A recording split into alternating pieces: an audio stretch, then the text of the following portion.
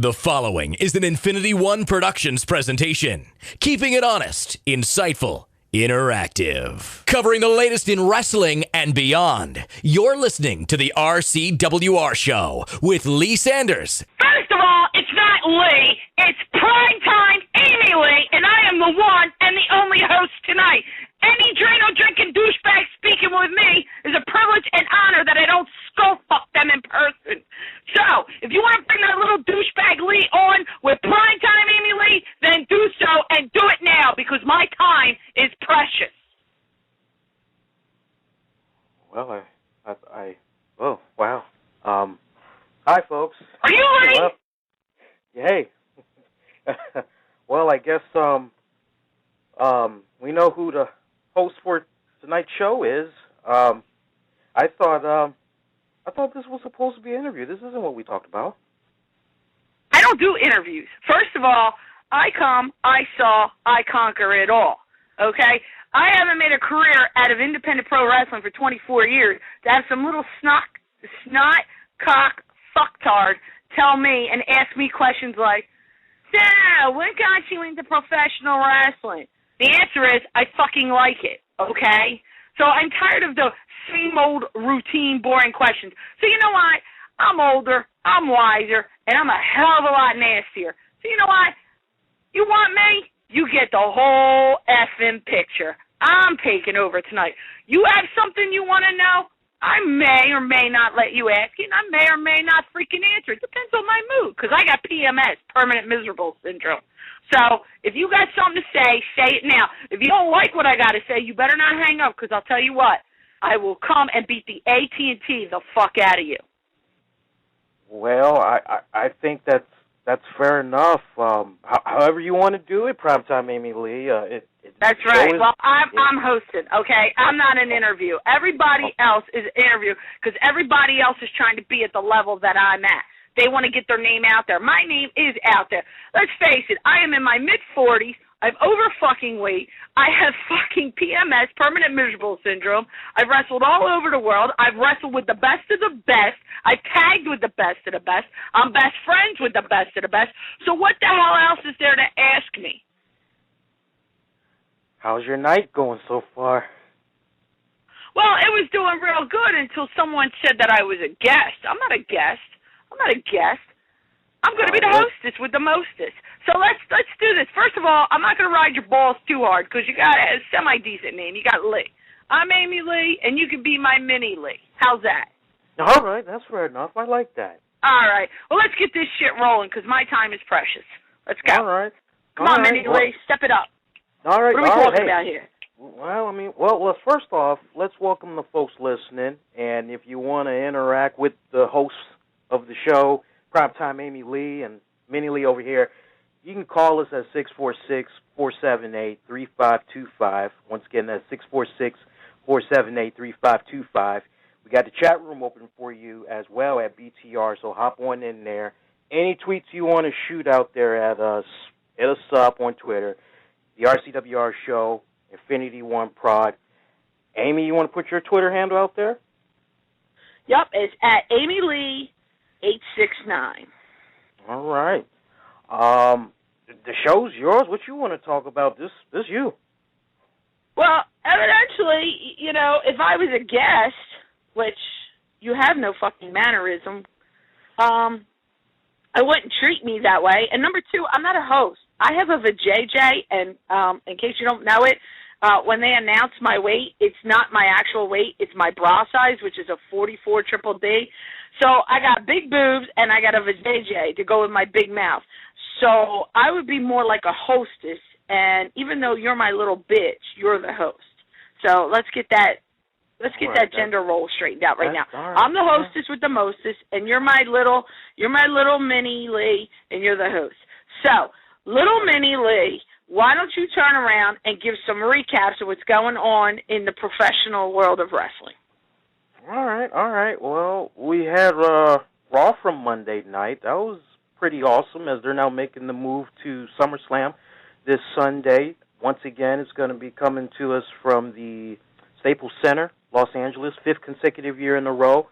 We got Daniel Bryan taking on John Cena for the WWE title. That's one of the main events. We got CM Punk taking on Brock Lesnar, Beast versus the Best. Are you even enjoying what's going on in WWE past couple of weeks? Well, I like seeing that. Well, first of all, let's acknowledge that show, Divas. Okay. Let's acknowledge the fact. Okay, let's acknowledge the fact that don't we find it coincidental that say John Cena and the Bella Twins boyfriends are going at it at SummerSlam? Isn't that kind of like coincidental? And then we have one of the Bella Twins going against my girl, my niece, my BFF Jim Neidhart's daughter, Natalya Neidhart. And to me, see, this is what works my last nerve. You have someone talented and beautiful and strong like a Natalya.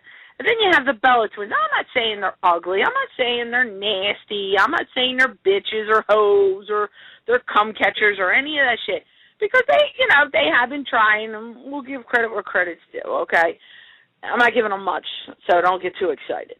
But how can you take their caliber of wrestling and put them in the ring with someone like Natalya Neidhart, who is really, if you think about it, like a third generation of wrestling? You had Stu Hart, you have Neidhart, and now you have Natalya wrestling.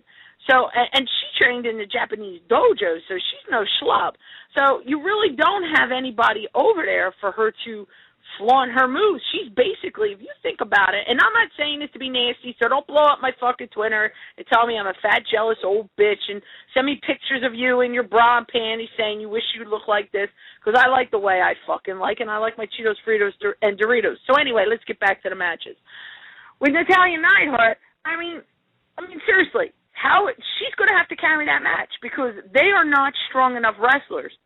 The Bella Twins, they're not strong enough to work against someone like Natalya. And it's a shame for Natalya. I am not even in WWE, and I'm frustrated for her.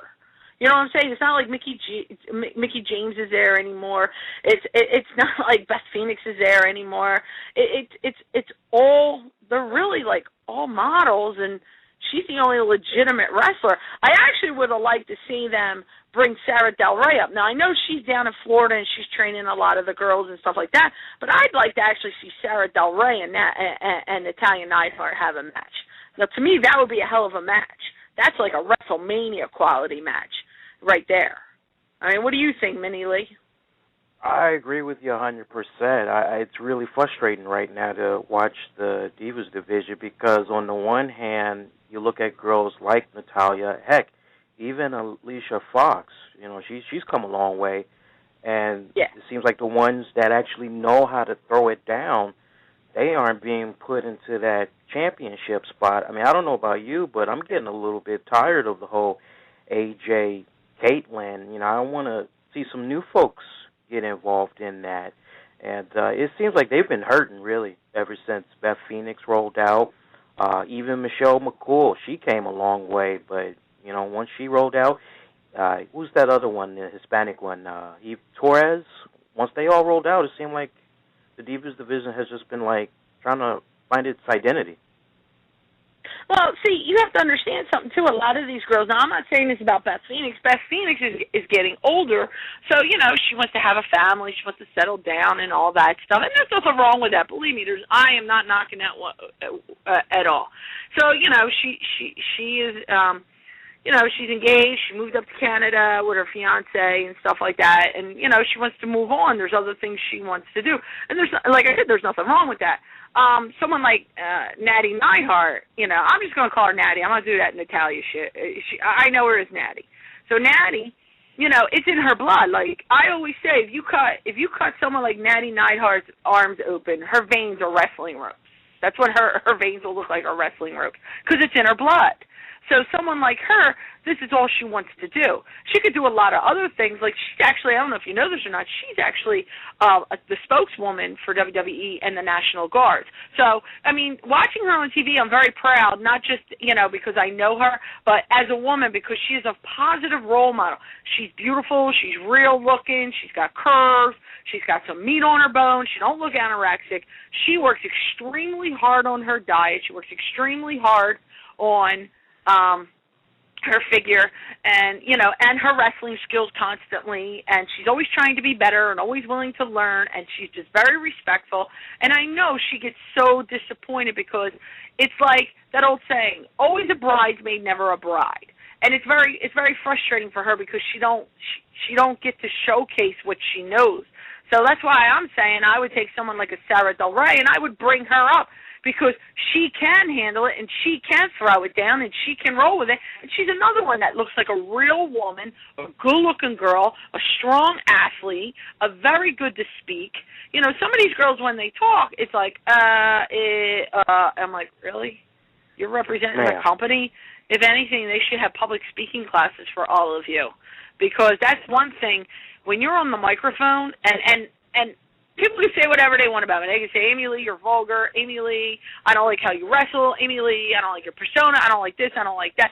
One thing can never take away from me, because I built a career around this for 24 years, is speaking on the microphone. And when I speak on the microphone, not only the people in the front row, but the people in the other room can hear what I'm saying, and they can hear it loud, and they can hear it very clear and very articulate. And I do that for a reason, because I was taught, those promos is the building block and the foundation of your character and different things like that. A lot of things you don't see anymore with these young girls coming up is they don't work the crowds. They cannot cut a promo. They look like cookie cutters. Everybody has the same kind of outfit. Everybody wears the same kind of colors. Everybody does their hair the same way. There's no uniqueness. There's nothing different anymore. It's just the same old, same old. And I don't know about you, but I grew up watching wrestling in the 70s, the 80s, and then I started in 89, May of 89, and I even watched it in the 90s and stuff. And even back then, they had charismas, they had oomph, they had drive, they had passion, they have hunger. Now, a lot of these girls, it's a stepping stone for them. Oh, I'm in the ring, I'm going to do this, I'm going to do Playboy, I'm going to model, I'm going to this. Someone like Natty, she wants to wrestle. All right, fine, you want me to do diva shoots. Fine, you want me to do the spokeswoman. Fine, you want me to go over here and schmooze with the crowd. But let me wrestle, too. And that's the frustrating part for her, is that she's not able to wrestle. Speaking of divas, have you checked out Total Divas? What do you think about that show? Well, I have watched, and I watch it because of Natty. And what's so funny is when it aired, the next day I was on the phone with Jim Neihart, and we were speaking. I was in the office, and we were speaking about it. It was good to see Jim on TV, and it's good that they acknowledged him being her father and stuff like that. And I watch her facials, and as she's getting older, she's picking up on her dad's facial expressions, and then I see a little bit of her Uncle Owen's expressions too. So I'm watching her, and I'm like, wow, like every time I see her. And I'm not just saying that, she gets better and better and better. Like, she is just, to me, the creme de la creme of women's wrestling right now. And, to see her in there working out in the ring and stuff like that, it's just great, because she shows her strength, she shows her skills, she shows her knowledge, and all. And I'm watching the Bella Twins, and what cracks me up is, to me, they're not believable. Like, they're sitting there, oh, I love John. John is my world. I love, like, it's almost like they're reading it. There's no soul.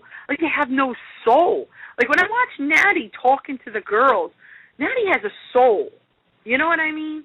She's talking to this girl. She has a soul. She has a personality. Like, you know who else I like is Trinity. I like Trinity because she's a little firecracker, and she tries. She really does try. But what I like, she's got a good head on her shoulders. Like, she's not like like the other one. She seems more focused and down to earth. And it's a shame that she's got the mind. Like, she knows how to play the game. She knows how to do the business, work the business and all. But she don't have that skill like Natty. And I like to see her get them skills, because I think she would be absolutely phenomenal. She's a nice-looking girl. She's got curves. She looks real. She don't look plastic. She looks real. And I like her. I genuinely like her. Like, when I first seen her coming out, and she's like, just dancing with the pom-poms, and I'm like, wow, if I had a girl like that, I would throw her in the ring, because she's got some ass in her pants there, literally. And now she is wrestling, and, they build them up, which is nice to see that they're doing something. But, like, the Bella Twins, they just don't impress me. They look like two sticks with fake boobs and a hank of hair with whore red lipstick. and they go out there, and I'm not saying everything they do is bad. It's not. It's really not. But you can see they're not in that ring because they're passionate. They're in there because it's a stepping stone. There's a huge difference there. They're not doing this for where they retire. They're doing this as, okay, I'm doing this now. All right, yeah, I'm fucking John Cena. I'm fucking this one, Brian Daniels and all. And then, okay, what's next? You just watch how their behavior, and it's just soulless. Like, they have no soul, no umph, no charisma, no passion, no determination, no nothing. It's just vanilla. Seriously, vanilla. You gave me an interesting question right there, which is, if they weren't twins, do you think they would get this much exposure? Absolutely not. I mean, it sounds like a clear-cut answer, but I wasn't really sure. You know what's a sin? And you might want to think about doing this in the future, is actually let fans, pick fans, do a lottery, and let them actually come on the show. And instead of, hosting a show, you have, a cyber round table and let the fans, and interact with the fans about opinions of this one and that one. You know what I'm saying? A smart fan, somebody who understands. Because, to me, all right, you're twins. That's nice, but you're only going to go so far, because if one's out, the other one's out. They don't bring anything to the table. You know what I mean? And my husband and I laugh because Art, we turn around and we had this discussion years ago, and it's like when WWE tells you to do something, you do it. Now I'm watching this Totally Diva show, and the girl's supposed to be a blonde, and she decides to be a redhead. No way in hell would she have gotten away with that. That was all staged. We all know it's staged, but it just annoys me because what they do is they make it all right, she's this badass chick, which she's really not. She's just a dumbass. And then and then it makes management look stupid, like they can't control their roster. You know what I'm saying? It's totally changed. Wrestling has changed from when I started. Wrestling has changed when I put my first 10 years in. I just watch it change and change and change. And it's so funny because now I say wrestling has surpassed me in the sense that we're day and night. I go by the old school ways and the old school mottos and different things like that, whereas these kids nowadays, they just throw themselves out there. For example, when I wrestled, if I wrestled in the state of New Jersey, I worked for one promoter in the state of New Jersey. I didn't work for all the promoters. If I worked for an independent woman's company, I worked for one particular company. Now, it's not because, first of all, I have a real job. I'm a certified paralegal, and right now I am studying to be a trust administrator for the fifth largest bank in the world. Okay, so I got brains and brawn and bitchiness. So I got the 3 Bs and the triple Ds. You know what I'm saying? So I turn around, and with me, for instance, John Rambo down in Maryland. I only worked for Don Rambo and Dick Karakoff down in Maryland because they were the promoters that gave me an opportunity. So you give me an opportunity with your company and you treat me with the utmost respect, I'm going to treat you with the utmost respect. And that's what they always did. And they gave me nice pushes, and they recognized the fact that I was hungry and I was determined. I was trying to get my name out there, and blah, blah, blah, blah, blah. And they respected that, and I was willing to drive 4 hours. And, yes, they did pay me. And John Rambo would always have, after the in-house shows at the House of Pain Wrestling Dojo, he would turn around and have food for all the workers afterwards. And then, you get to interact with just the workers and network and stuff like that. But nowadays, if there's, say, 3 girls promotions running in Jersey, one girl will work for all 3. Now, I don't know about you, but me, why would I buy a ticket, we'll say, at Promotion A, when I can turn around, or Promotion B, or Promotion C? Why would I buy a ticket at each one of them, at each show, when I would only buy one, say maybe B, because I could see that girl closer to my house than the other 2 places? You know what I mean? Yeah. And that's psychology there, and these girls don't understand that. And some of these girls, they pay promoters to come and work for them. Here's $25, let me on your show. Or I've even seen where referees have given money to promoters so they can referee a match. Not me. You want me, you're paying for my fat ass.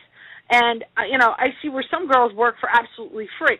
I understand. You got to pay your dues. You got to do this. You got to do that. But at some point, you got to wake up and say, you know what? I'm worth some gas money. I'm worth this. I'm worth that. But people don't do that because they're so worried of that one word, no. They're worried that a promoter's going to say to you, no. Well, then I'm not coming back. I'm not, you want me to drive. Here's a prime example. You want me to drive from Maryland to New York to work a show, but yet you won't even give me, say, $50 for gas. You don't think that's atrocious? To me, it's atrocious.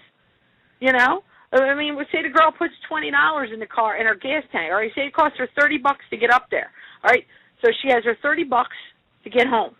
And then, she stops at McDonald's dollar menu, So she might make a profit of $10 if she's lucky. You can't give somebody $50 and they're driving like 3-4 hours to your show. That to me, that's just wrong. That's plain wrong. I worked down at USWA with Jerry Lawler. They paid me $25 a night, and I was just walking people to the ring and learning how to be. And actually, I wasn't a valet because valets just pretty much just stood there. I actually was a manager. They said, you're a manager because you're going to take lumps and bumps. And believe me, I took some serious lumps and bumps from some of them boys. So I was like getting $25 a night. So, you're working Thursday, Friday, Saturday. Sometimes on Saturday you're working 2 shows, and then you're working on a Sunday and a Monday. So you're working 6. You're working 6 shows at $25. People are like, oh, well, that's not much and everything like that. Well, when you're sharing a house with people, you're renting it off. The promotion owns a house, and everybody has to live there and kick in. Actually, it's not a bad gig. And then you turn around, you work in a little insurance office on your off days because, people down there love wrestling so much. So they kind of mark out for you because you're on TV. It makes them kind of look good with their business. Everybody likes to be near the stars in their mind, what they think is a star or celebrity. So, you work that on Tuesdays and Wednesdays. You make minimum wage there. So, you make about $200 a week, $300 a week, to survive off of. But you gotta live a very basic and frugal lifestyle, You can't be having all the fancy schmancy stuff. It doesn't work that way. No, it doesn't. I'm curious, what else has got you a little bit ruffled with certain promotions? Maybe WWE, or what do you see that they're doing right that you like? Well, it's not just WWE. It's all. It's TNA.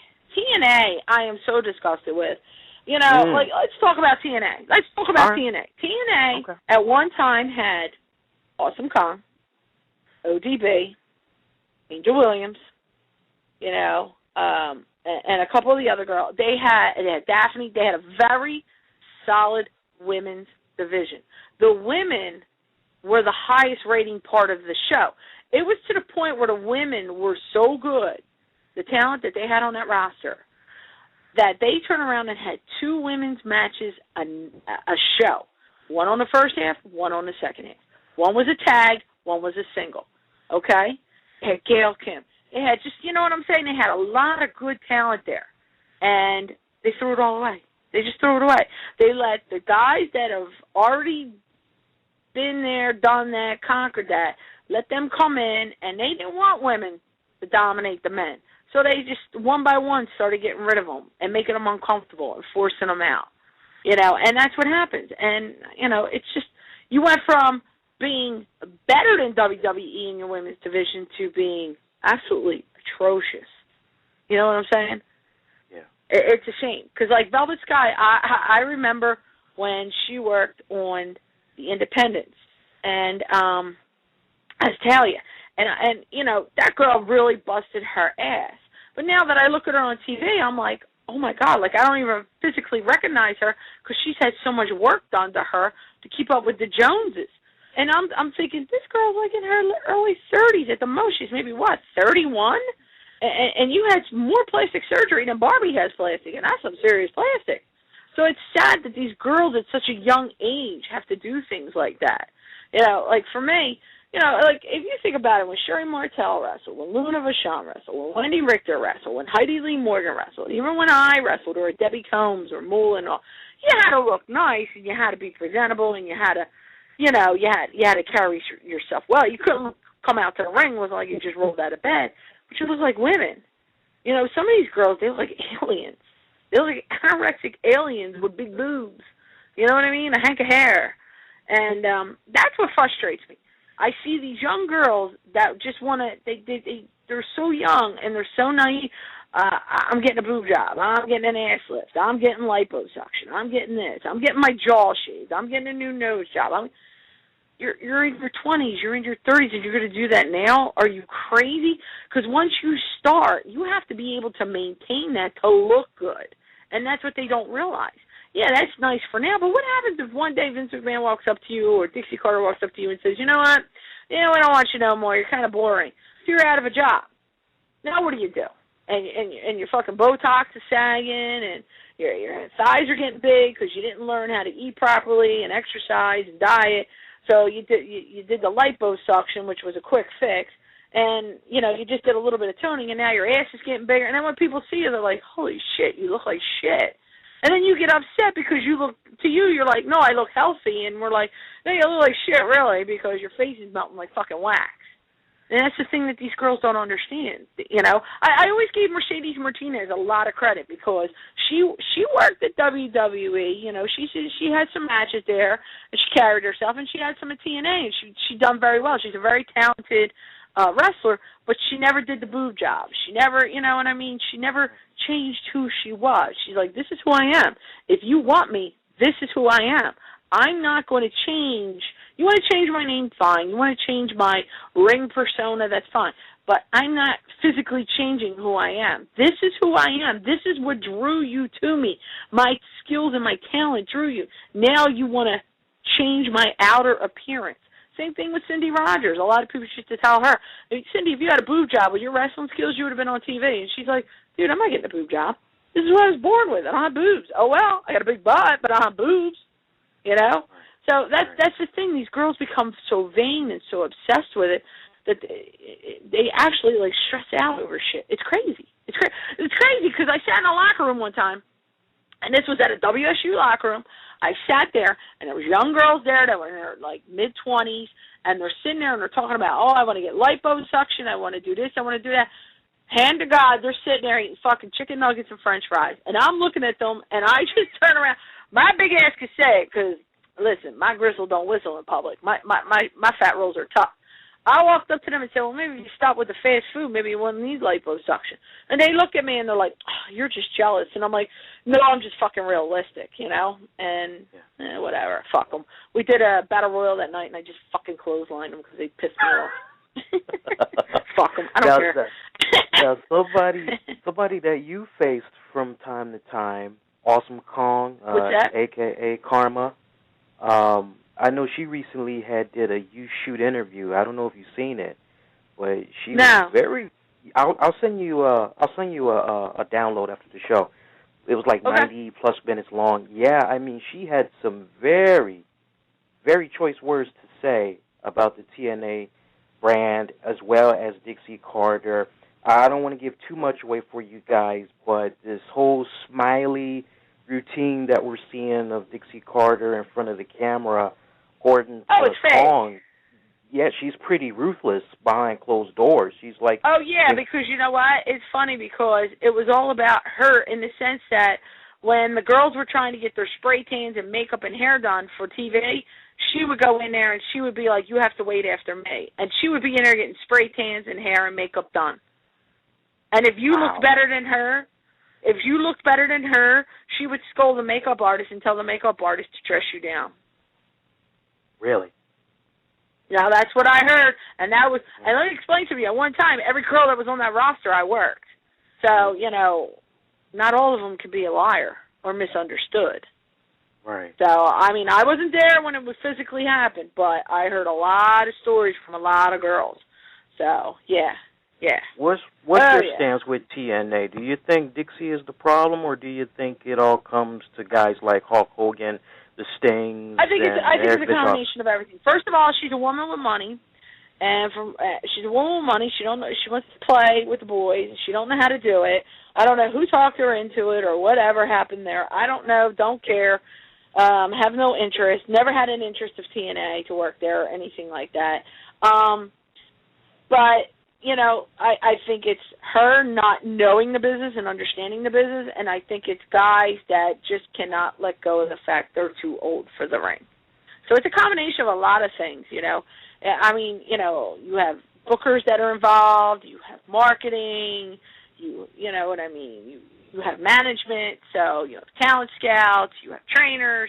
So I think it's a little bit of everything. I really do. I just think it's just a little bit of everything. Like I said, at one time that women's roster was so strong, so powerful, and so talented, and now it's horrific. You know, it's absolutely horrific. You know, and it's funny because when Sean the Mick McCafferty was running WSU, a lot of the girls from TNA would work for him. You know, whether they were released or, you know, they were allowed to work. I mean, when I worked Kong for WSU, my first match with her was in March of 2008, and it was actually a month before my wedding, and it was the day after, a day before my bridal shower, and we had a kick-ass match. And it was funny because the whole funny part of the whole thing was TNA stressed to Sean the Mick that I was not allowed to pin her, and I was not allowed to make her look weak or anything like that, and neither was he. He and I were not allowed to make her look weak. Now, mind you, Kong was like, look, I just want to wrestle. I'm going to make some extra money, you know, whatever. She's like, unfortunately, you're not allowed to pin me because I personally don't give a shit. I just want to have a good match, you know. It's not a real fight. It's not like I'm putting on the gloves and I'm trying to fucking tap you out in 30 seconds or less. It's fucking wrestling. It's sports entertainment thanks to Vince McMahon. So, you know, I was like, all right, whatever. I don't give a shit. So, you know, we had a kick-ass match and all, and then we brought it back again. And then we were actually supposed to have a cage, but TNA had pulled her and said, now we don't want her doing a cage with her. And it was a sin because she was getting more acknowledgement working with me on the first two matches than any of the matches she was having over at TNA. So the independents was more of a buzz. WSU was more of a buzz than TNA with Kong. You know what I'm saying? So they got a little pissed at that, and then when we were supposed to set it up for the cage match, TNA said, absolutely not, she cannot do a cage match with her. So the ball breaker I am is I went back and said, well, you tell Dixie Carter she wants to fucking hire me to do a cage match with Kong. I'll put her the fuck over on national TV. I said, I just want my cage match because I think it would be great. Two big bitches just slugging it out in a cage. You know, it's like, you know what I mean? It's like right. Spartacus without all the sex and fuck. Well, no, we'd have a lot of fuck you, fuck that. But without all the sex scenes, you know what I'm saying? Two big bitches, like Spartacus. We'd be like 300. Hi, you know what I mean? So, you know, after I had worked with her, I worked with other people at WSU and all. And then I went to Mick, and I said to him in 2011, I'm like, look, I'm done. I don't want to do this no more. It's not fun for me. You know, I had lost my Luna. You know, Missy Sampson wasn't there no more. You know, things were changing. Like Cindy Rogers retired because of an injury, car accident. So it was like people that I travel with, people that I worked with all the time. Alicia was doing some studying abroad with her college. So I was like, you know, like, and Mercedes, she was moving, and she was doing different things and going to Japan, and so was Annie Social. And I mean, it's great for them that they were doing other things and all, but it's just not the same. I mean, the girls were nice there, you know, like Havoc and all those girls, and Tina San Antonio and all, but and Marty Bell, but it wasn't the same. It wasn't that same chemistry. So, you know, like it was before. And Sumiya Sakai wasn't there, and Angel Orsini wasn't there. So for me, like, these were all girls I worked the past 10 years with up and down the East Coast and West Coast and Midwest and all. And we're not doing that anymore. So it's not fun because you create bonds and, you know, you become like family, become like sisters. So I was like, I want to get out of it and all. So when it was time, he said, who do you want to wrestle? I said, well, you know, I always wanted my cage match with Kong. I said, we know that ain't fucking happening. I said, the only way that's happening is if I go to a size 2, flat-chested, and I never curse again. And, Mick, we both fucking know that's never happening. So he just started laughing. He goes, yeah. So I said, I don't know and I don't care. I said, you pick my match. So he said, how about you and Brittany Savage? And he's like, you know, you don't have to put her over or nothing like that. And I'm like, whatever you want me to do. And he goes, well, do you have a problem putting her over your last match? And I went, no. And I said, because you know what? People did it for me. I said, when I was working down south, Debbie Combs put me over. Sherry Martel put me over. Luna Vachon put me over. You know, Rusty Fox put me over. So, you know, why would I bitch about putting somebody over, you know. To get over, you got to put over. So I said, no. So when we did the match, it was a hardcore match, and I looked her right in the face, and I said, look, this is my last match. I said, no offense, but you're going to earn this win tonight. That means I'm going to fuck you up. And she went, okay, Mama. She was cool with it. She's like, I said, no, I'm not playing. I said, I'm not light. I said, you understand that. I said, so you speak now or forever hold your fucking peace. And she said, nope. She says, I understand. And I went, okay. And she took a whooping. I took these like 2x4 thin. They weren't even like a quarter inch. They were like a 16th of an inch thick. And they were more like whips. And I broke those motherfuckers on her ass. I broke them over her head. I broke them on her back. I beat the shit out of her. But my most memorable moment in that match is some guy handed me a black bag, and I looked at it, and he goes, it's for you to use it on her. I pull it out. It is a bright purple dildo that lit up. I looked at this. I looked at that guy, and he's like, use it, because the fans could bring weapons. And I went, okay. And she laid there, and I took the dildo, and I hit her right between the legs, and I went, yep, she just got fucked by Amy Lee. And I threw it, and I think that guy came that night. I really do. I was like, I have been handed all kinds of weapons. I've been handed fire extinguishers, barbed wire, brass knuckles, street signs, trash cans, metal Tonka trucks, the whole 9 yards. Never a dildo. And I worked for Women's Extreme Wrestling, and they could be raunchy. Never a dildo before. I went, you can't beat them. Join them. It's all about entertaining the fans. So I did that. So, yeah, when I worked Brittany, I put her over at the end. And she deserved a big round of applause because she really did take an ass whooping, that poor child. And to this day, I always give her kudos for that because I don't think most girls would have put on it. I think they would have just laid on the ground and cried. But, and mind you, that poor girl's like, 125 pounds soaking wet? And she's all about 5'2". I'm 5'6", and then at that time, I was 270 pounds. So that's a huge difference. You know what I mean? That was a huge difference in height and weight. But she did. She took it like a champ, and I always had respect for her. So. Touching up on Women's Extreme, that's a promotion I can definitely remember following in, mid-2000s there. I get asked sometimes by a couple of our listeners, what had became of that promotion. I know now they've renamed themselves like Women's Erotic Wrestling. They were kind of somewhat always in that type of medium, but I always get asked what exactly had happened with the promotion and what happened to some of the stars of that promotion, the girls, the Smoke, g.l.o.w.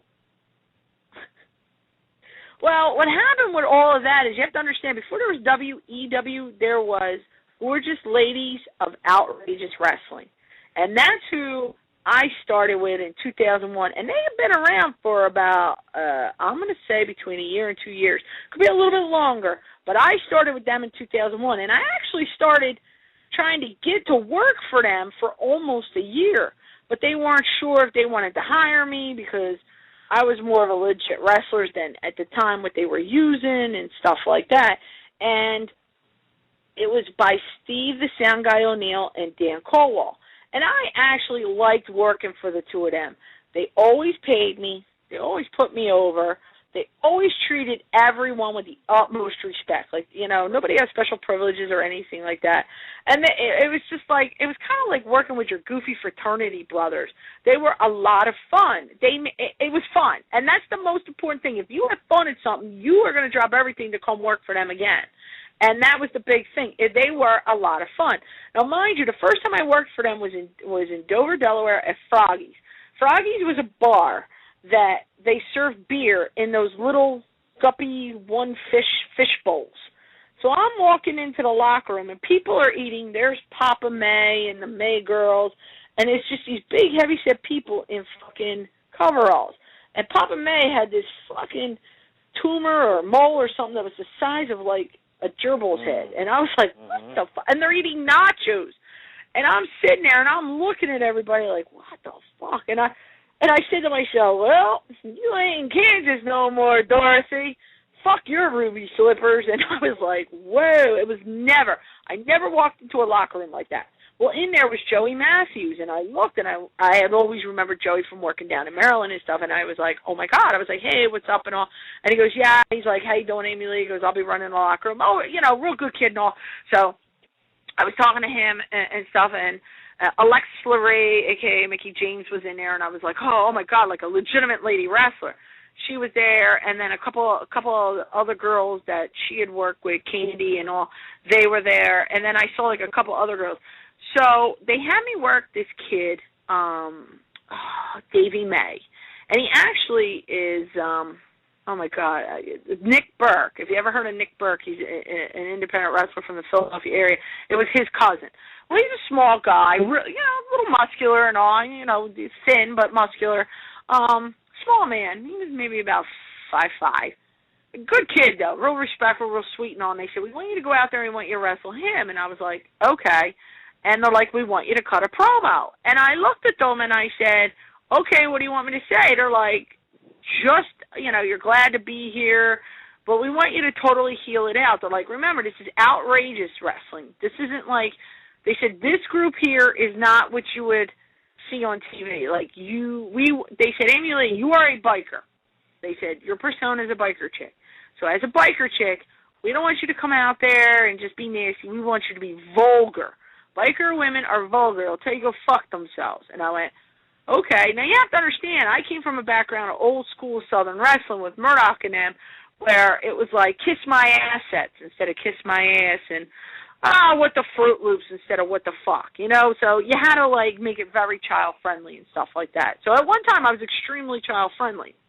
This is where Pryme Tyme came in 2001, because I went out there that night, and they said, just cut a promo, and I got in the ring, and it played my music. I got in the ring, and before I said anything, these toothless, skanky men that, with the two of them together, made a dirty tampon look absolutely sparkling clean. So I look at the two of them, and they're giving me the finger, and they're going, you fat pig, you dyke, you jerk off, fuck you. And, you know, one guy spit at me. So I kind of, like, rolled my eyes, and I'm saying to myself, you got to be fucking kidding me. And I really didn't want to, like, berate anybody. So I went to go talk, and somebody else, and it was a woman, and I'm telling you, if she was 500 pounds, I'm flat-chested. So that's how big that bitch was. She took the whole one side of the ring herself with her ass. So she called me a fat pig. I looked at her, and I was in disbelief. I got on my phone. I said, let me tell you something, you fat white Aunt Jemima motherfucker. I went off on these people. And it was like, the sick part is, it was like therapy. And I just went off on everybody. And then I wrestled Davey May, and I just beat the shit out of him the whole time. And he let me put him over. You know, he put me over, you know, no problem. He did a clean pin for me and all, and I went back there. It was fucking great, because it was just like, because, you know, a lot of times at family shows, you got to eat up the comments and all. And you know when they're riding your ass, you're doing a good job as a heel. But sometimes when people are throwing shit at you and you got 9-year-olds telling you to suck their dick and all, it's a little frustrating. But you got to keep it child-friendly. So here I didn't have to be child-friendly. I had to be adult-friendly, which was real easy. So, like, at the end of the night, they had called me out there and all, and I went to go climb into the ring, and those two skanky guys went to say something, and I went, you two motherfuckers together. I said, a goddamn jack-o'-lantern has more teeth than you two bitches. And I just, like, told them, I said, FDS don't mean forget the soap, you skanky bastards. I said, you probably got crusty nugget nut balls. And, I mean, I just berated people. I just started picking people, and it was just like something just clicked that night. And then from that night on, I started, you know, like, they booked me for every show. And, I mean, their shows were, like, at 9 o'clock at night. Mind you, on a Thursday night, I'm working for them at 9 o'clock at night. I'm getting out of there at 2 in the morning. I got to be at the law firm I'm working at 9 o'clock in the morning the next day, but I got to be on the bus, like, at 7:30. So my ass is, like, dragging the next day. Thank God it was on Fridays. So then what happened was the production staff of ECW was the production people for g.l.o.w. And it was Greg Bagarosa and Charlie the camera guy and a couple other people. Steve Carroll got involved and a couple other people. And the next thing you knew, they didn't want to do stuff with Steve O'Neill anymore. Steve O'Neill wanted to just do what he was doing, which were bar shows. They wanted to expand out. So one night, Dan and Steve came to a happy hour I was at with my bus buddies, the people I rode into Philly with. every day. We would do a happy hour once a month. So they showed up there, so I was talking to them, and they said I had to pick either g.l.o.w or WEW, because at the time I was working for both because they had already separated. And they decided, well, you either work for one or the other. Well, no offense, I'm going to work for WEW because, A, the pay was bigger, and number two, they were doing pay-per-views at the time. And they were the first, and actually, if you think about it, g.l.o.w in 2001 was the first all-women's pay-per-view done. Okay? It wasn't Shimmer, it wasn't WSU or any of them. It was g.l.o.w, Gorgeous Ladies of Outrageous Wrestling. They were the first one in the area to do all-women's. So then WEW started to do the pay-per-views and stuff like that. Greg and them, like I said, that's when they pulled away from g.l.o.w, and they wanted to continue doing that, whereas Steve wanted to do, the smaller venues and stuff. So I picked WEW, so I went with them, and they pretty much just let me keep my character, my persona, and the whole thing. So I was working people like g.l.o.w and Ty Killer Weed, and a lot of them came over to WEW because they were saying, hey, this is TV exposure, that's what I want. So they were all smart in that aspect, too, and we did. I mean, like, people would say, oh, you got strippers there. Well, no wonder. It's called Women's Extreme Wrestling, okay? It's not women's, it's not women's everyday wrestling, it's women's extreme, so it's going to be extreme. So they would have strippers come and do pole dances, and they would have, like, during the pay-per-view, you would have a match, and you have two chicks going at it, and then you have another match, and then two chicks going at it. And I'm like, whatever, I don't give a fuck. Like, some of the wrestlers got upset about it and said, oh, they got these nude shots, they got these girls. I'm like, but you knew that. You know they do this, so, they're not going to change their product for you. You have an option. You either put up or shut up. You have the option of quitting or accepting. I don't give a shit, okay? I'm going to go out there. I'm getting my name out there. I'm getting more recognition in the past couple of years than I fucking did the first fucking 10 years of my career. So you know what? I'm going to go work for these guys because they're getting my name out there. Yeah, I would get my name in magazines and this, that, and the other and all, but it wasn't the same. So I was working with women's extreme wrestling, and they would do stuff out of Georgia. They fly you down to Georgia. They fly you to Florida. They were doing stuff out of the old ECW arena and stuff. And I mean, they always treated the girls good. Now, most girls got a flat fee for the night. I got it per match. So if I did two matches, they gave me, I got $100 a match. That was the agreement. They go, Amy Lee, we're going to pay $100 a match with a minimum of a $200 night. So if I did one match, I got $200. If I did two matches, I got $200. So it wasn't bad for me because sometimes they would just have me cut a promo and do a match. Well, you want to pay me $200 to stand there for 10 minutes and tell somebody they're a fucking cum stain, I'm going to take that money and run. That's easy money. So I worked for them. Queen of Extreme Francine got involved with them. She brought Daphne in. She brought Cindy Bobcat in. Now, I had known Cindy from working back in the Carluzzo days in the 90s and stuff like that on the independents. So it was kind of cool. Like, I knew some of the girls. I didn't know some of the girls. And I read about girls like April Hunter and all, and they brought them in. And April had the same idea as I did. She's like, look, who gives a shit if they got strippers on here? Nobody told you to strip them. And they never had you do anything you weren't comfortable with. Not a move, not an angle, nothing. Like, they were going to do a dildo on a pole match, and they wanted April Hunter to do it. And she said, no, I'm not doing that. And they were like, okay, no problem. They never did that with me because I think they knew from day one I was on the up and up, and I didn't play around with this shit like that. So Women's Extreme, they were doing stuff. They put paper to house and give out free passes at the strip clubs and all because that's how they would lure the guys in because the guys would go chase after the strippers. So they figured, all right, we'll make money on the concessions and the merchandise, and they did. They would make a good $5,000 alone just in concessions and merchandise. But mind you, 8x10s where I would sell them on a family show for $5, we're selling them for $20 a piece. They're printing them up. I'm getting 10. They're getting 10. So if I sell 10 pictures, I'm getting $100 out of it. So I can't complain because I'm making money hand over fist. You know what I mean? So we worked for them and everything, and then it was getting to the point where it was getting really costly with the pay-per-views and different things like that, and they weren't getting the buy rate after a while that they were in the beginning. So the novelty of it was wearing off. So they kind of just pretty much just went back to their muscular fitness shows and bodybuilding shows and stuff like that down in Florida. And the girls were becoming a pain in the ass in the sense that they weren't showing up or they were getting drunk and they didn't want to work, and it just was getting too much of a headache. And they were like, you know what, we can't have this anymore. We can't have all this drama. You guys don't want to work for us. then fine, so be it. And they were starting to clean out house and all, so they were getting rid of a lot of people. And like the first g.l.o.w, Jen, she had worked for them for a while and all, and then she didn't want to do that no more. She went into the police academy, and she was studying to be a police officer. So she stopped doing that so she could go do the police officer gimmick, go to the academy. Then they brought in a second g.l.o.w. Her name was Jen, too, and she was really pretty. She was a tall blonde, statuesque blonde, but she was crazy. She was out of Chicago, Illinois. She was a stripper. But she would get in trouble, for public drunken disorder and all.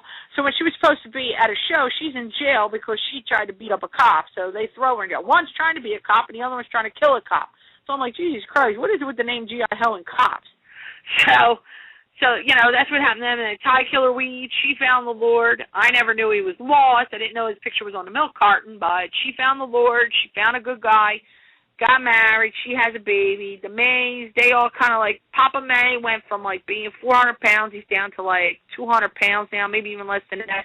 He had gastro bypass surgery. Davy May's a postman. Daisy May, she's raising her family. Ellie May's raising her family. Let me think from the original cast. What's that? Was the Smoke part of that? Smoke was with g.l.o.w, and then he went to WEW, and then he was working over at Homeland Security. So you have to understand, with some of the people, they were educated. What cracked me up is people didn't realize how well educated some of these people on the roster were. Like, Smoke's very intelligent, and a lot of people don't know that, because he plays a dipshit role, so we believe what we see. So, but he got a job at Homeland Security, so really he couldn't do that kind of job anymore.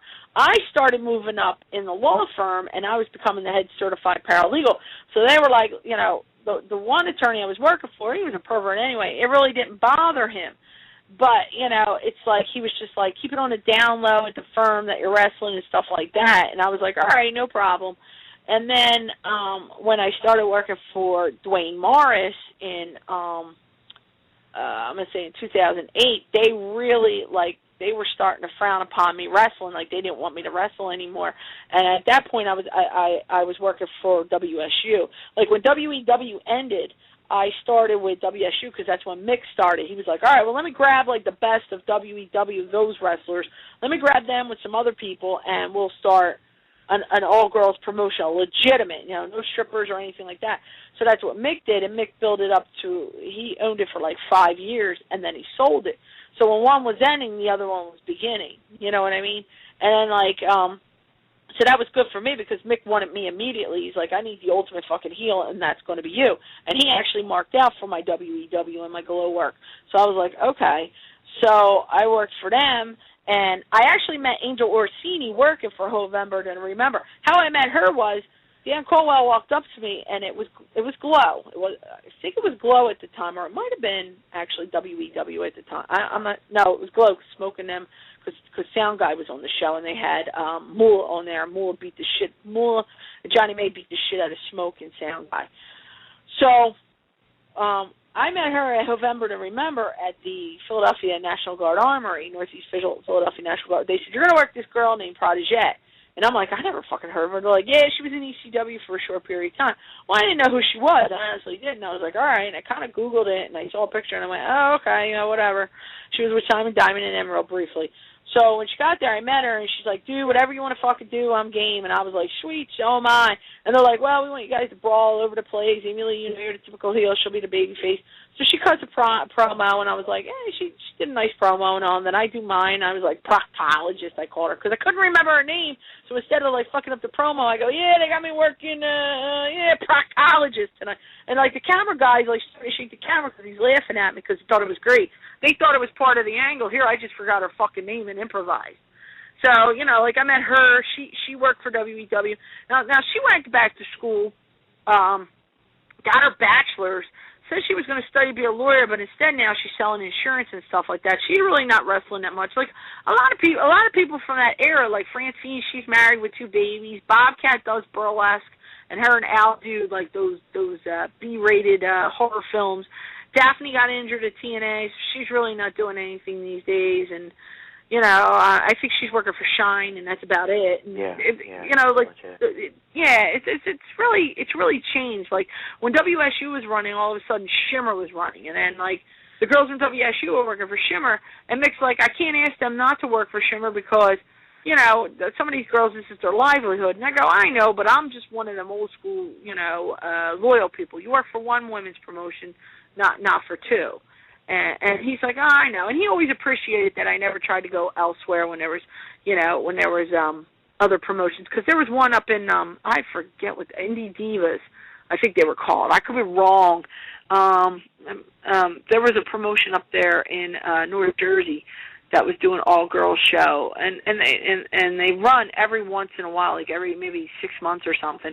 And I never tried to get with them and work with them or anything. I was like happy in my own little world because I could wrestle, which was like my perversion. And then during the week I looked like Clark Kent, business suit, pearls, hair in a bun, nerd glasses. And on the weekend I put on the leather and was super bitch. So it was great for me. I didn't mind. So that's what pretty much happened with WEW, and it went from g.l.o.w to WEW, and then they just pretty much dissolved it. Now I know Sound Guy tried to rekindle the g.l.o.w back in the 2000s, the late I want to say like maybe 2007. He did something, and he had me do just a run, and I got a nice little pop out of it, and I was like, okay, cool.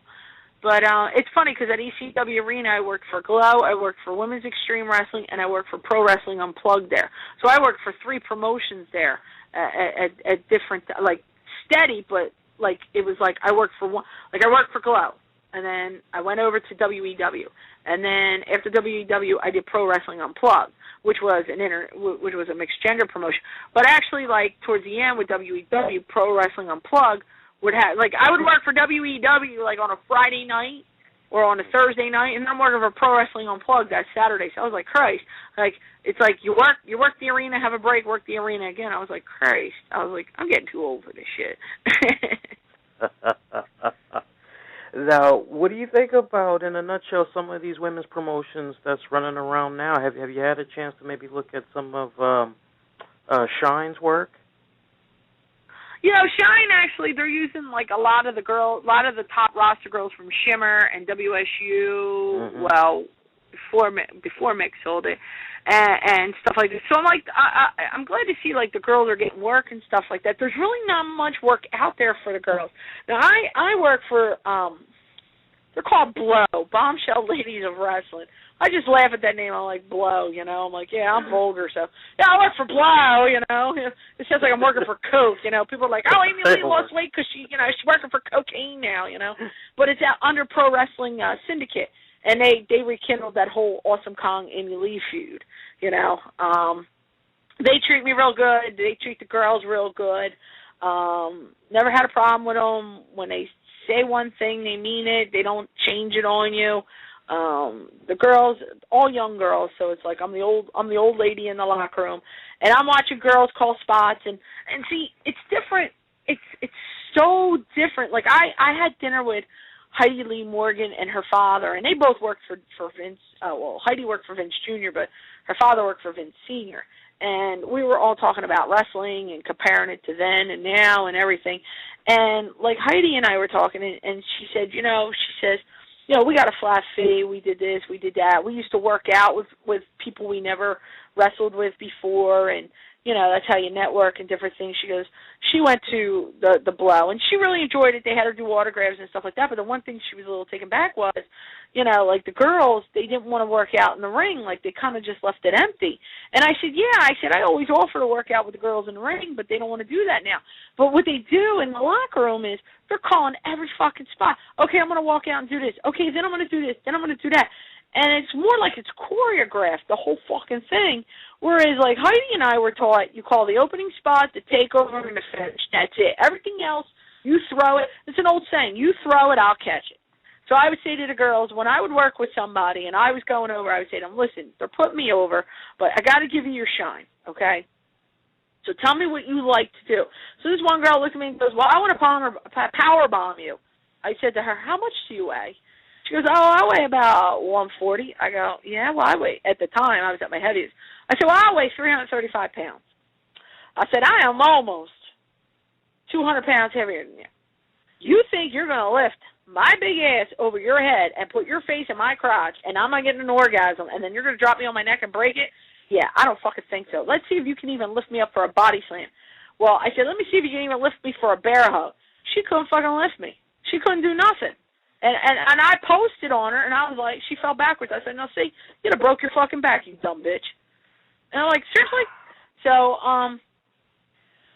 like, I watch all these girls, and I say to them, look, I'm not trying to be rude or nothing. I said, but I'm old school, less is more, 1902 style. I said, I see what you're trying to do here and all. Try this instead. And it was Negro Rosa and some Mia Yim. It was the first time I heard a lot about Mia through Missy Sampson, and I met her for the first time, and it was nice. They're good girls. They're very talented girls. And they actually were opening match, and they were at a match in the night. They were absolutely phenomenal. So I said, instead of doing this, do that, and I adjusted it for them. I said, you're going to find. I said, remember, when you're working, you're not just working at camera. You got 4 sides of the arena you got to entertain. I said, you got people behind you, to the left, to the right, and in front of you. So you're working that hard camera, that's nice, but you want those people that's behind you to react for the camera. See, that's things they're not being taught, and that's not just them, it's the guys too. People aren't teaching them how to work in front of a camera. They're not teaching them how to work in front of all 4 sides. If you watch matches anymore, they're really working for like one side and one side only. You know, and you can't do that anymore. You can't. You got to work the whole enchilada, and that's the thing these guys don't understand. I said, look, at WWE or TNA, they're the long. I said they're the vertical way in the ring in the sense that they have they're long, so they got the crowd reaction behind it and all. But they work so the crowd can see what they're doing and they can react. I said you need that for television. You need that for a DVD. You don't want to work the camera and have nobody behind you, or you don't want to work where there's nobody behind you, and when you do a big move, there's nobody there to go like, holy shit, or react. I'm like, you have to use your ring psychology, but they don't understand that these days. No, they don't. You got some upcoming appearances, I believe. You got something with Vendetta Pro Wrestling, September to Remember. Can you tell the folks a little bit about that? Well, actually, that's the funny part. I'm not involved with that. It's a Luna Vachon Memorial Cup, and it's Billy Blade, who used to tag with Gangrel at PW. That's how I met Billy Blade. And he's a real nice guy and all, and he invited me the first time they did the Luna Memorial, but he said, I can't fly you out. So I said to him, listen, I work for lawyers, but I don't make money like lawyers. I was like, so, an airline ticket for me from Philadelphia out to California and back, I said, can be anywhere from $500 to $700, depending on what time of the day I go. Then I have to turn around and clear it with the office. I said, you remember, Billy, I work, especially now with the bank, I just can't get up and go. I have to get permission. So I'm not involved with that, but I told him he was more than welcome to post anything regarding that on my website, because actually on August 23rd, I go back to trust school through the bank that I work for. And that is a lengthy course. It's an intro and then three parts after that. So I'm going to be going to school for the next couple of years for this to be a trust administrator for this bank, for this elite group, which is clients of net worth of $20 million and above. So yeah, I got some brains to me. But anyway, Pro Wrestling Syndicate has something coming up in October. We're in discussions right now. It's all I always find it an honor and a privilege if somebody wants to book me for something, because I get it all the time. But, this job that I have now, this is what I worked my whole legal beagle career for, and it pays my mortgage. It pays things that you like a mortgage, food, gas, electric, car insurance. You know what I mean? So, without those things, you can't really survive in the world, gas, heat, air conditioning. So it's like, when I was in my 20s and even when I kind of fucked off in my 30s, it was great. But now that I'm in my mid-40s, So, if somebody has something Pro Wrestling Syndicate wanted to use me, even though Kong was on tour in Australia, they wanted to use me on their show. And I said, I really appreciate it. I said, but it's a Friday and I can't leave the office early. And if something happens at the office, I can't get up and say, I got to go for a wrestling thing. They were cool with it. They're like, well, how about the next one? And I was like, yeah, if I can do it, I'll do it. I said, see, I'm one of the people, I'm not going to sit there and say, yeah, I'll do it, and then a week later, I can't do it. I'd rather miss the date than give false hope. You know what I'm saying? Yeah, I can respect that. But in March, I'm going over to England. And I have friends of mine that I met through my martial arts career back in 1988, 25 years ago, who did a bike run across the country to raise money for a children's hospital out there in London, England. So we kind of rekindled and all, and they teach what's called MASK, and that's for children that basically they're the badasses in the class that get kicked out all the time, and you pretty much get kicked out of school. Well, they created a program to help those kids, you know, so they can interact once again. So they kind of like teach them, you know, social skills and things like that, because they come from like broken homes and different things. So, you know, they re-educate them and help the parents re-educate them so they can go back into society and not be a nuisance, but, you know, a help. So, you know, they have that, and then they have their dojo, which is masteraxe.org. And so I'm going to go over there and do some martial arts with them, you know, next spring. And then a friend of mine, Harvey Dale, he has a wrestling promotion over there and a wrestling school, which is called House of Pain. And it's kind of cool because my friend John Rambo, I just said this to Harvey Dale the other day, my friend John Rambo out of Hagerstown, Maryland, his dojo, wrestling dojo, is called House of Pain. And then Harvey Dale has House of Pain. And I actually told the two of them you should connect, because it's kind of cool, because you got the USA version, you got the UK version, and maybe you guys can do something. I'm always trying to network here, you know, always schmoozing. So, you know, I'm going to go over there, I'm going to check out some stuff and work out with the guys over there and things, because they're very big on the American-style wrestling, and they're very hard on one another over there, because they say, you know, nobody takes the British-style wrestling seriously. And actually, like, catch wrestling and things like that, just to give you a little history lesson, all that came from over there in the UK. You know, like Lord Steven Regal and all, he wrestled down there, and you know, in Bloodpool and stuff like that. And then you got the Snake Pit over there and different things. So you got some rough characters over there. You know, guys like Billy Robinson came from there, who now lives in around the Kentucky area. And then you had Les Thornton and guys, and they were like legitimate badasses. Like, I laugh because people look at Lord Steven Regal and they probably think, he's just some schmuck and with a funny accent and, you know, great facials. But that's a legitimate badass guy. Like, if I had to put my money on somebody that could kick ass in the ring, that's definitely the guy right there, you know? Yeah. You know, those guys that come over from the UK, there's some rough characters over there, you know? Like, Fifth Finley's another guy that'll hand you your ass, and people don't understand that. Like, you know, we brag about our Lou Thez and stuff like that, and our Carl Von Hesses and different guys, but, you know, those guys over there can go. Like, you know, they're like ring police. They're like locker room police. Like, you know, when they speak, everybody fucking listens. So, you know, I'm going to go over there and work out with some of the people over there, and like with Harvey Dale's guys and different things like that. And I'm doing it not, you know, not for ego or fortune, fame, or glory. I'm doing it because I just want to, because, you know, he has a good group there. And that's a guy you would probably, it's a shame because there's like a 5-hour difference plus a big expensive phone bill, but that's a guy you should really hit up on my Facebook page, because he's a real good dude and he runs things right. Like, his guys are professionally trained. They're trained by people with credibility and respectability, and he runs a very good, clean promotion. There's no drama. Like, I mean, he has characters there, you know, and you know how, like, some promotions, everybody looks the same, just the same cookie cutters. Everybody's different and unique. So it's nice to see. It's very, for me, it's very refreshing. He actually embraced, like, the 80s and 90s style of wrestling, when it was, like, fun, and we didn't want to admit we believed some of the angles, because we wanted to be smart marks and stuff like that. So you might want to just check that out. You know, it's Harvey Dale's House of Pain out of England, Nottingham, England. It's pretty cool, actually. It's just something. Yeah, it's just something to check out. And, you know, like, if you hit him up on Facebook, just say, hey, Amy Lee, refer me to you. Let him know about you and all. And, you know, maybe if you guys can't do, like, maybe he's willing to call over here and do something for, you know, for your show or something like that. Or maybe, you know, write something for, you know, for your show or something. It's just a good network, because it's good for the fans over here to hear about other parts of the world. Like, everybody's always fascinated with Japanese dojos and all. Well, it's nice to see, you know, people from the UK and different things like that. You can find out what's going on over. It's just, if you're a diehard wrestling fan, it's just nice to talk about stuff like that. Yeah, we try to dip into a little bit of different promotions. Yeah, because I know, like, religiously every month we follow the Shine promotion, and there's like a couple other promotions I'm eyeballing, and I'm kind of like, okay, you know, who else can we cover next? But I'll definitely look them up.